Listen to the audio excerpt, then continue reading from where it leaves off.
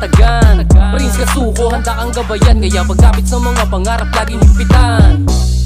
Lagi mo lang galingan, ano mang pagsubok siguradong gagaan. May kulano influencer number 1, i-search nyo pati sa TikTok superstar. Kaya ano pang hinihintay, abangan nyo na palagi.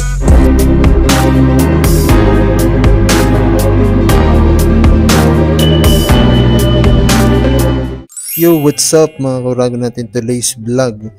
Pag-uusapan natin about dito kay Boy Tapang aka Boy Mukbang at itong si Cherry White. So pag-uusapan natin guys, hindi naman tayo sumausaw dyan sa issue na yan. So gumawa tayo ng vlog para mag-reaction guys about sa dalawang pogi na lang, wag natin usgahan yun. Dalawang pogi, isang kayumangi, isang maitim, isang kalbo, isang may buhok. What the fuck? So pag-usapan natin guys. So today's vlog, pag-uusapan natin yung dalawang pogi versus sa isang diwata. So hindi naman sa sasabihin ko guys as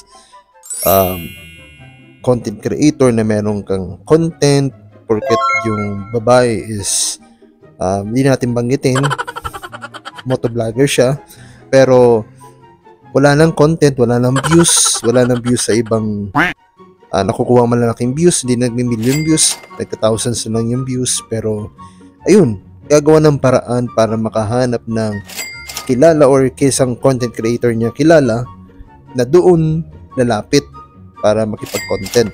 Pero wag kayo guys maniwala na silang dalawa, si Boy Tapang at Cherry White. Hindi sila guys, for the content lang yan, entertainment lang yan. Sa mga nakikita nyo dyan na seryoso na yung love life nila, hindi guys, kahit ako hindi ako naniniwala na seryoso yan. Content lang guys. Tulad yan din yan ang ginawa ko, dating kakulab ko din na vlogger din, hindi ko napapanggitin kasi nakaraan na yun. So nagkulab kami, ganun nga, na-fall ka din, hindi mo expect na entertainment lang pala or iko-content ka niya as bago niyang video na ipapatok or ipapakita niya sa social media na meron siyang content or ginawang ka lang content. Ganun ang labas din guys. Kaya sa magpapakontent na mga ganyang serious love life na content, make sure guys na hindi ka mahulog at hindi ma-fall. Pag sinabing content lang guys is content. Sabihin content guys is wag ka masyadong seryoso sa pagbablog. Ay, hindi sa sinasabing pagbablog, sorry Brit. So hindi guys, ang sabihin nun is yung content guys. At wag ka masyadong seryoso, akala mo real life na, akala mo totoong love life na.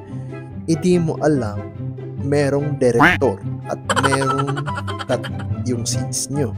Hindi ganun guys ang tunay ng love life guys, iba yan compare sa content. Kasi ang content, wala kang takas, nasa video yan, hindi ka masyado maka-first mo.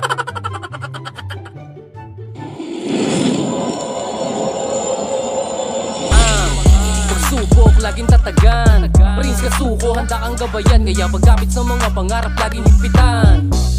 Lagi mo lang galingan, ano mang pagsubok siguradong gagaan. May kulano influencer number 1, i-search nyo pati sa TikTok superstar. Kaya ano pang hinihintay, abangan nyo na palagi.